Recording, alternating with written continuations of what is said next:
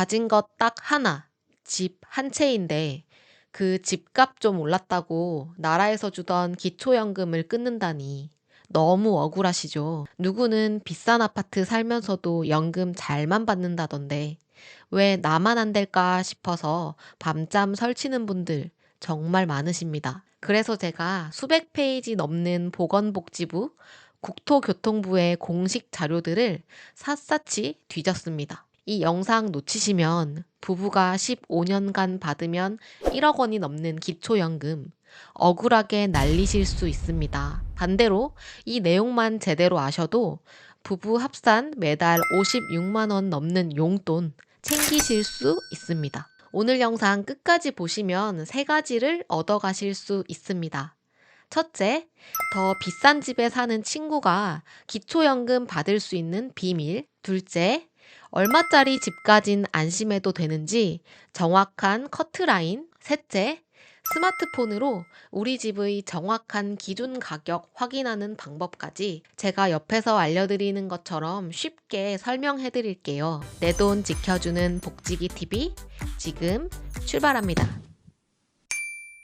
먼저 나보다 비싼 집 사는 친구가 어떻게 기초연금을 받을 수 있는지부터 알아볼게요. 이걸 아셔야 나도 그 친구처럼 기초연금 받는 방법을 찾을 수 있습니다. 지방 사는 나는 6억 원짜리 집에 살고 있는데 기초연금을 못 받습니다. 그런데 서울 사는 15억짜리 아파트에 사는 친구는 기초연금을 받습니다. 어떻게 이런 일이 가능한 걸까요? 그건 바로 부채의 마법 때문입니다. 겉보기에 번듯한 친구네 15억짜리 아파트.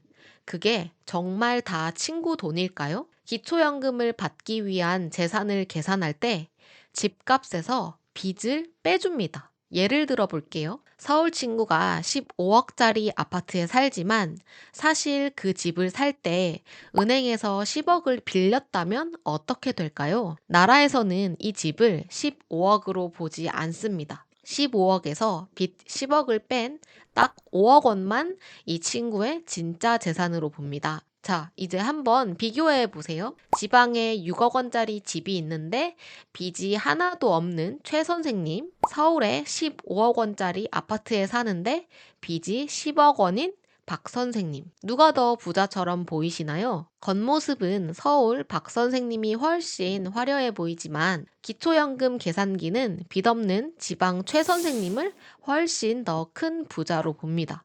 그래서 서울 친구는 합격하고 나는 탈락하는 억울한 상황이 생기는 거예요. 결국 기초연금은 단순히 얼마짜리 집을 가졌느냐를 보는 게 아니라 빚 떼고 진짜 내 돈이 얼마냐를 봅니다. 이제 확실히 이해가 가시죠? 남의 집 비싼 것만 보고 너무 속상해하지 마세요. 그 속사정을 알면 여러분도 연금 받을 수 있는 길이 보이실 겁니다. 바로 빚을 활용하시는 겁니다. 주택담보대출이 있는 분들은 너무 서둘러 갚으실 필요가 없습니다. 사실 은행 빚을 적당히 가지고 있다는 건 오히려 유리할 때가 많습니다. 빚 1억을 갚아버리면 나라에서는 그만큼 더 재산이 늘어났다고 보고 연금을 끊어버릴 수 있거든요. 물론 대출이자 부담이 크다면 갚는 게 더 나을 수 있습니다. 하지만 저금리 대출을 이용 중이시라면 빚도 재산 관리의 기술이라는 점을 꼭 기억하시길 바랍니다. 연금과 대출이자를 비교해서 더 유리한 쪽으로 선택하는 아주 간단한 기준을 알려드릴게요. 1인 가구인 분의 경우 매월 나가는 이자가 35만 원보다 적다면 빚을 갚지 않고 기초연금을 받는 게 유리합니다. 기초연금으로 35만 원을 받아서 이자를 갚아도 남기 때문입니다. 부부 가구시라면 이자가 56만 원보다 적다면 빚을 갚지 않는 게 유리합니다. 만약 빚을 갚았을 때 내 재산이 기준선을 넘어가서 연금이 끊길 것 같다면 차라리 이자를 내더라도 빚을 유지하는 게 이득일 수 있습니다. 빚도 똑똑하게 활용하면 골칫덩이가 아니라 내 돈을 지켜줄 수 있습니다. 자, 그럼 이제 얼마짜리 집까지 기초연금을 받을 수 있을지 확인해 볼게요. 2026년 기준으로 정확하게 계산해 드릴게요. 다른 소득이나 예금은 하나도 없고 오직 딱 집 한 채만 가지고 계신 분들을 기준으로 따져보겠습니다. 그 전에 먼저 꼭 아셔야 할 용어가 하나 있습니다.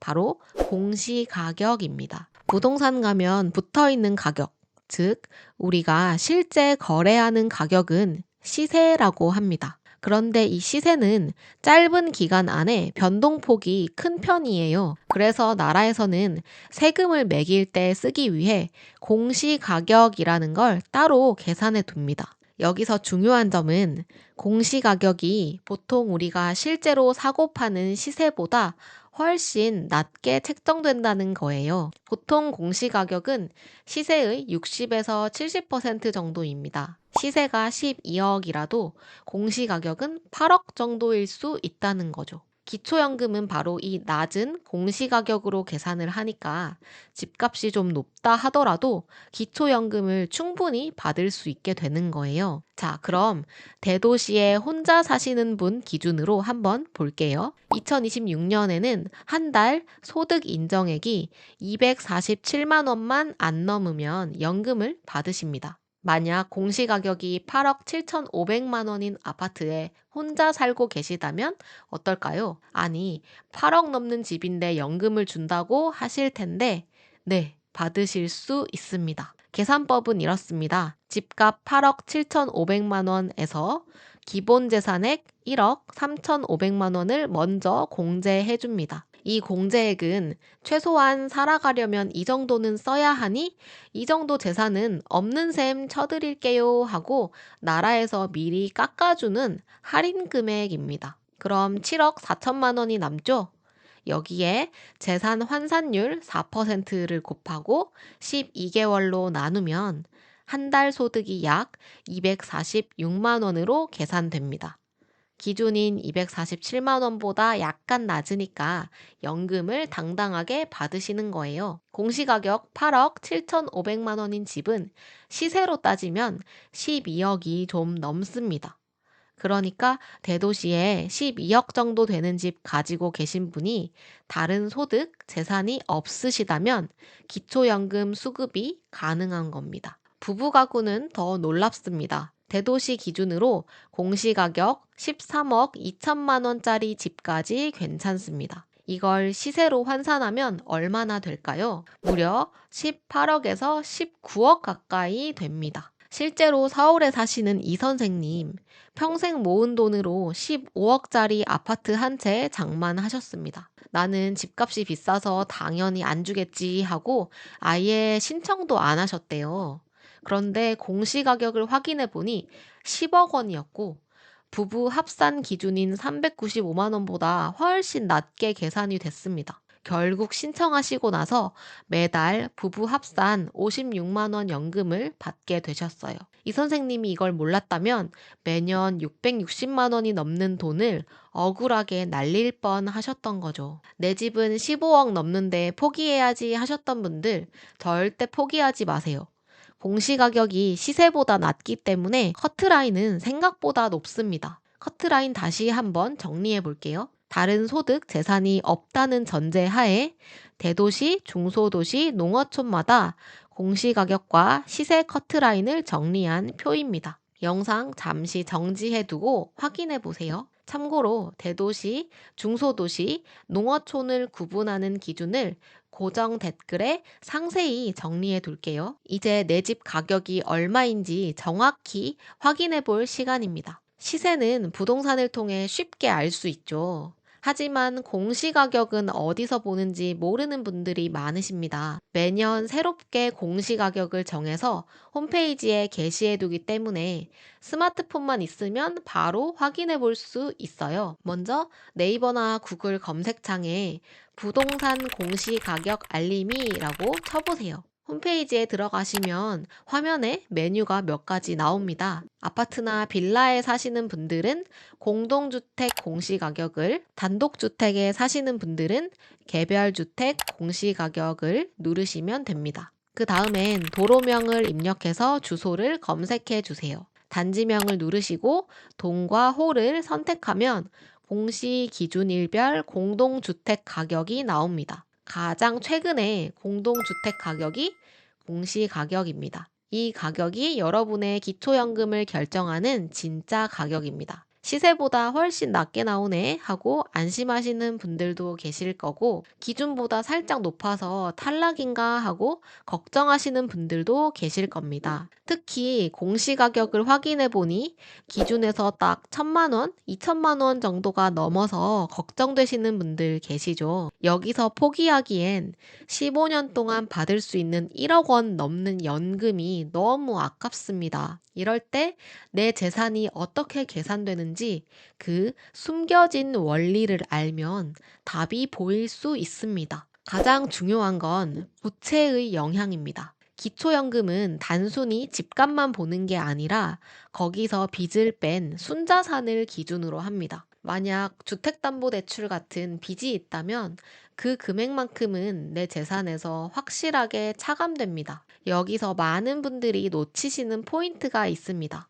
만약 생활비나 병원비 혹은 노후주택 수리를 위해 대출을 받으셨다면 그 대출금은 부채로 인정되어 재산을 낮춰주는 효과가 있습니다. 다만 대출받은 돈을 통장에 그대로 넣어두면 다시 현금 재산이 되어 의미가 없겠죠. 이 돈을 실제 생활비나 의료비, 주거 환경 개선 등에 사용하고 증빙 자료를 갖추시면 내 전체 재산 규모가 실질적으로 조정되어 수급 자격을 갖추는 데 도움이 될 수 있습니다. 또한 자녀에게 이미 재산을 증여하신 분들도 희망이 있습니다. 사실 증여한 재산은 여전히 남아있는 재산이라고 보고 내 재산에 더해서 계산을 합니다. 기초연금을 받기 위해서 자녀에게 급하게 증여해버리는 편법을 막기 위한 거죠. 그런데 증여한 재산액에서 매달 약 267만 원씩은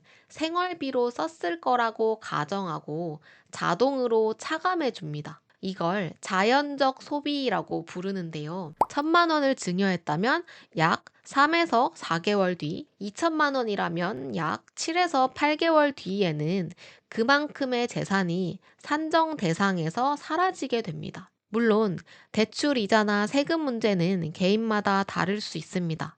무턱대고 결정하시기보다 오늘 배운 이 원리를 기억하셨다가 주민센터 담당자와 상담할 때 내 부채 현황과 재산 소비 내역을 정확히 말씀해 보세요. 남들은 몰라서 놓치는 기초연금, 여러분은 이 원리를 통해 꼭 챙기셨으면 좋겠습니다. 오늘 준비한 내용은 여기까지입니다. 오늘 정보가 도움되셨다면 구독, 좋아요 꾹 눌러주세요. 친구분들께도 공유해주세요. 지금까지 복지기 TV였습니다. 또 만나요.